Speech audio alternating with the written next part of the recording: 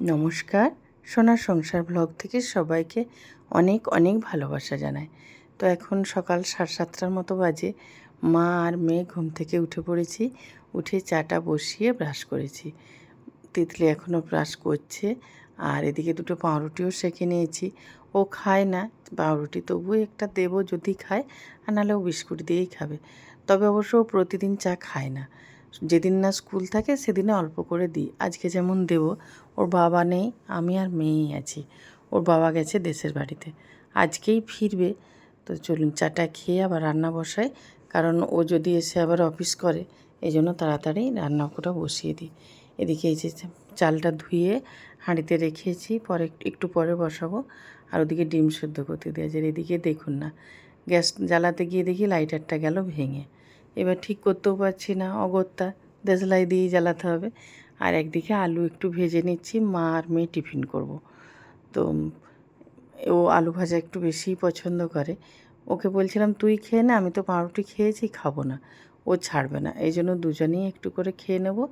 এদিকে মুসুর ডাল ধুয়ে রেখেছি, পেঁয়াজ কেটে রেখেছি, আলু কেটে রেখেছি, আর ডিম সিদ্ধ করতে দিয়েছি। আর একটু পটলের ভর্তা করব। পটলও রেখেছি কেটে, পটলটা আপনাদের সাথে দেখানো হয়নি। তো আলুটা ভেজে এসে মা আর মেয়ে একটু মুড়ি নিয়ে বসে গেছি। মুড়ি খেয়ে তারপর যাব রান্নাতে। তো দেখি ডিমগুলো সেদ্ধ হয়ে গেছে, ছাড়িয়ে আর দুভাগ করে কেটে রেখেছি। এটা একটা নতুন, মানে আজকেই প্রথম করব নতুন রান্না, মসুর ডাল দিয়ে আলু দিয়ে আর ডিম দিয়ে তরকারি। এই যে এখানে আদা রসুন আর শুকনো লঙ্কা পেস্ট করে রেখেছি। আর এই যে তেলে একটু নুন, হলুদ, লঙ্কার গুঁড়ো দিয়ে দিলাম। আর এই যে পটলটাকে এখানে কেটে লম্বা লম্বা, মানে আটখাদি করে কেটে রেখেছি। আর ডিমগুলো ওই যে তেলের ওপর দিলাম, হাফ হাফ করে কেটেছি লম্বা লম্বা সেদ্ধ করে। তার মধ্যে দেখুন না, 3টে ডিম কেটেছি, একটা ডিম দেখছি এমন হয়ে গেছে, সেটা আর কাটবো না, সেটা গোটায় রেখে দেবো। সেটা আমি নিয়ে নেব, ওই যে ওইদিকে আছে। দেখতে এত বাজে লাগছে। আর এগুলো ওদের বাবা আর মেয়েকে দেবো। এবার ওই তেলের উপর 5 ফোড়ন আর শুকনো লঙ্কা ফোড়ন দিলাম, আর একটা দারচিনি দিলাম। আর তার সাথে এটা একটু গরম পেঁয়াজ কুচি দিলাম।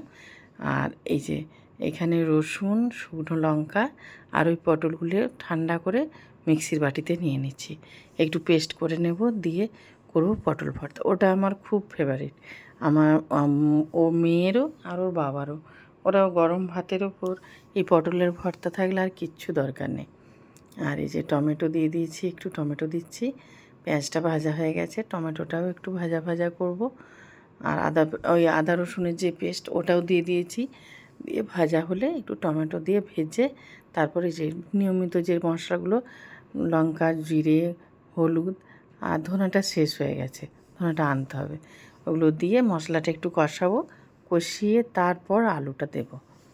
আর ওইদিকে দেখি পটলের ভর্তাটা মানে করব, ওই দিকে এটা বেটে নিই পটলটা। আর ওইদিকে ভাতটা একটু বসিয়ে দিয়েছি। তো ভাতটা যদি একটু ফুটে যাক, তারপর পটল ভর্তাটা করে নেব। একটু দেরিও হয়ে গেছে, কারণ এদিকে একটু বাড়ির, মানে বলে না যে সকাল সকাল সেভাবে রান্না না থাকলে একটু কাজটা গুছিয়ে নেয়, যে অন্য কাজে একটু ব্যস্ত ছিলাম। ওর বাবা মাঝখানে আবার ফোন করে বলল যে না, আমি অফিসে যাব না, তুমি তোমার মতো রান্না করো। এই জন্য একটু দেরিও হয়ে গেল, টিফিনও করতে গেলাম। আর এই যে মশলাটা কষিয়ে আলুটা দিয়েছি, তার উপর মসুর ডালটাও দিয়ে দিয়েছি। ওটা কষাতে থাক, তার মধ্যে এদিকে ঢাকা দিয়ে গ্যাসটা একদম লো ফ্লেম করে ঢাকা দিয়ে দিয়েছি। ওটা কষতে থাকতে থাকতেই মানে ওটা মসুর ডাল আর আলু হাফ সেদ্ধ হয়ে যাবে। আর এদিকে কড়াটা বসিয়ে দিয়েছি, তাতে একটু তেল দিয়েছি, দিয়ে ওই পটলের ভর্তাটা করে নেব।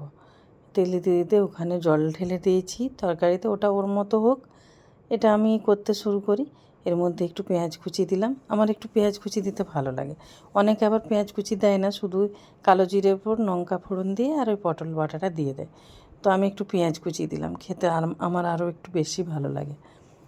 তো আমরা একটু এমনি পেঁয়াজ খেতে ভালোবাসি। আর এদিকে এটা দেখুন রেডি প্রায়। একটু ডিমগুলো দিয়ে দিই, ফুটছে, সব সেদ্ধ হয়ে গেছে, ডাল আলু সমস্ত কিছু। আর মানে নামাবো এবার, তার আগে কত কাঁচা লঙ্কা চিড়ে দিয়ে দিলাম। কাঁচা লঙ্কার যে গন্ধটা, ওটা খুব ভালো লাগবে। আর এদিকে এই যে পটল ভর্তাও রেডি। আর বাড়ি থেকে আমি মানে শুকনো নিম পাতাকে পেড়ে আর শুকনো করে নিয়ে আসি। আর এই যে প্রায় শেষের দিকে নিম পাতা, এই জন্য একটু নিম পাতাটা ভেজেও নিই, খেতে খুব ভালো লাগে। আলু দিয়ে মাখলেও ভালো লাগে, আবার গরম ভাতের সাথে শুকনো ওই ভাজাটা খেতেও খুব ভালো লাগে। মানে গন্ধটা এত ভালো লাগে, ওই গন্ধটার জন্যই মনে হয় যেন ভাতটা এমনিতেই চলে যাবে মাখিয়ে। একটু লবণও দিয়েছি, আপনাদের সাথে শেয়ার করা হয়নি, সেটা দেখানো হয়নি। তো লবণটা না দিলে ভালো লাগবে না। এই যে দেখুন আমার নতুন রান্নি, একটু যদি খুন্তি খালি পায়, কড়া খুন্তি, ও ঠিক এসে নাড়তে শুরু করবে, আর অর্ধেক বাইরে ফেলবে আর অর্ধেক কড়াতে থাকবে। তার মধ্যে ওর ওইটা রান্না। আর আমি যদি বকাঝকা করি, ও সেটা মানতে পারে না। এরকম করেই তো শিখবো। প্রথমে দাঁড়াও, তুমি কি প্রথমে এরকম পেরেছিলে? আর এই যে এদিকে খাবার দাবার রেডি। তো চলুন এবার খেতে দিয়ে দিই। মেয়ের ভাতটা আগে দিয়ে দিচ্ছি। এত সুন্দর লাগছে দেখতে এই তরকারিটা, খেতেও মনে হয় খুব ভালো হবে। তো চলুন ভিডিওটা তাহলে এখানেই শেষ করি। আপনারা ভালো থাকবেন, সুস্থ থাকবেন।